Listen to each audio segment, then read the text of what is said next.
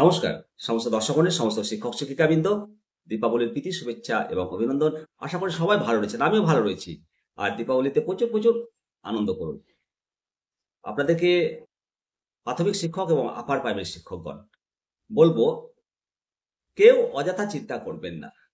মনে রাখবেন, 2009-এর আগে যারা চাকরি পেয়েছেন প্রত্যেকেই আপনারা চাকরির অবসরের শেষ দিন পর্যন্ত চাকরি করবেন, এই শর্তে আপনারা যোগদান করেছেন। আর সেই শর্ত কেউ কেড়ে নিতে পারবে না, সুপ্রিম কোর্টও কেড়ে নিতে পারবে না। আর এটা যাতে কেড়ে নিতে না পারে, রায় তো ঘোষণা করেছে যে 2 বছরের মধ্যে টেট পাস না করতে পারলে চাকরি থেকে অবসর গ্রহণ করতে হবে। আমাদের দেশের সর্বোচ্চ আদালতের প্রতি ভরসা রয়েছে, আর ভরসা রয়েছে আমাদের যশস্বী প্রধানমন্ত্রী নরেন্দ্র মোদীজি, কেন্দ্রীয় শিক্ষামন্ত্রী ধর্মেন্দ্র প্রধানজির ওপর পূর্ণ আস্থা ভরসা রয়েছে। ওনারা হস্তক্ষেপ করবেন এই বিষয়ে, এবং হস্তক্ষেপ অলরেডি করেছে। সূত্রের খবর, আমাদের কেন্দ্রীয় শিক্ষামন্ত্রী মাননীয় ধর্মেন্দ্র প্রধানজি শ্বেতপত্র প্রকাশ করছেন সামনে শীতকালীন লোকসভার অধিবেশনে। তারপর এটা এনসিটি আইন সংশোধন করবে। তাই বলি, একেবারে নিশ্চিত থাকুন, দেশের মাননীয় প্রধানমন্ত্রী নরেন্দ্র মোদীজি এবং কেন্দ্রীয় শিক্ষামন্ত্রী ধর্মেন্দ্র প্রধানজির ওপর আস্থা ভরসা রাখুন। কেন এই হস্তক্ষেপ প্রয়োজন, এই জরুরি? কেননা চাকরি হারানোর আশঙ্কা। 2 বছরের মধ্যে টেট পাস করতে না পারলে চাকরি বাতিল হতে পারে। পশ্চিমবঙ্গ সহ বিভিন্ন রাজ্যে হাজার হাজার শিক্ষক নিষ্ঠার সঙ্গে কাজ করছেন এবং তাদের চাকরি বাতিল হওয়ার একটা আশঙ্কা তৈরি হয়েছে। আর সেই জন্যই এই পরিস্থিতিতে কেন্দ্রীয় স্তরের নীতি নির্ধারণ এবং বিশেষ ছাড়ের দরকার। আর সেই নীতি নির্ধারণ মাননীয় প্রধানমন্ত্রীজি এবং মাননীয় শিক্ষামন্ত্রী ধর্মেন্দ্র প্রধানজি করতে পারবেন। শিক্ষকদের যে অভিজ্ঞতার মূল্যায়ন, এটা দরকার। বহু বছর ধরে যে সমস্ত শিক্ষকগণ চাকরি করছেন তাদেরকে এই টেট পরীক্ষা দিয়ে তাদের অভিজ্ঞতার মূল্যায়ন সম্ভব নয়। মাননীয় প্রধানমন্ত্রীজি এবং মাননীয় শিক্ষামন্ত্রীজি যদি এই ব্যাপারে হস্তক্ষেপ করেন, তবে অভিজ্ঞ শিক্ষকদের জন্য বিশেষ শর্ত বা বিশেষ ছাড়ের ব্যবস্থা সম্ভব, উনারাই একমাত্র করতে পারবেন। আর যে রিভিউ পিটিশন,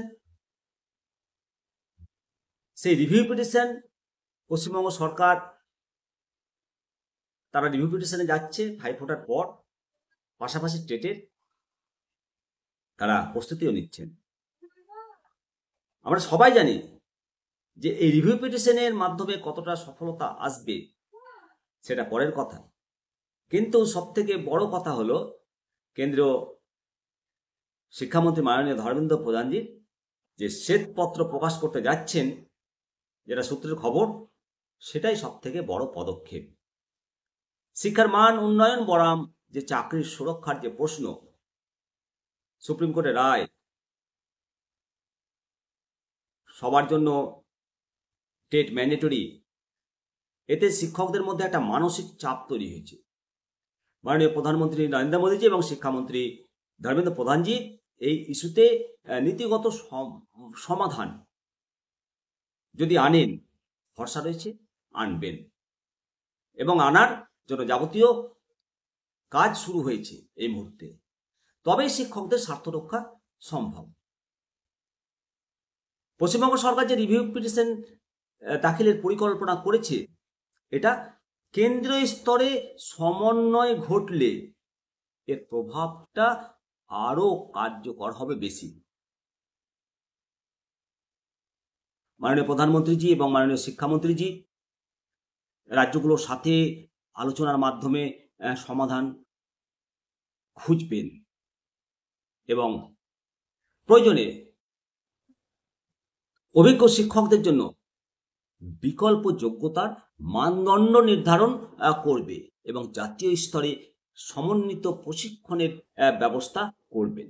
এই আশা ভরসা আমাদের দেশের প্রধানমন্ত্রী নরেন্দ্র মোদীজির প্রতি রয়েছে, পূর্ণ আশা রয়েছে। তিনি জাতীয় স্তরে তৃতীয় বৃহত্তম নেতৃত্ব, ওয়ার্ল্ড হিরো আমাদের প্রধানমন্ত্রী নরেন্দ্র মোদীজি। উনি আমাদের রাষ্ট্রের পিতা। দেশের সুরক্ষার জন্য উনি যেমন সর্বদা জাগ্রত, শিক্ষকদের সুরক্ষার জন্য উনি আমাদের পাশে দাঁড়িয়ে সমস্ত বাধা তিনি দূর করবেন। এই আশা ভরসা দেশের প্রধানমন্ত্রী নরেন্দ্র মোদীজি এবং দেশের শিক্ষামন্ত্রী মাননীয় ধর্মেন্দ্র প্রধানজির ওপর পূর্ণ আস্থা রয়েছে। তাই সমস্ত শিক্ষক মণ্ডলীকে বলি, যাদের অ্যাপয়েন্টমেন্ট 2009-এর পূর্বে হয়েছে, আরটি আইন লাগু হওয়ার পূর্বে হয়েছে, আরটি আইন জন্ম হওয়ার পূর্বে হয়েছে, তাদের ওপর সুপ্রিম কোর্ট যে রেট্রোস্পেক্ট অ্যাপ্লিকেশন করেছে, সেটা নিয়েই তো প্রশ্ন।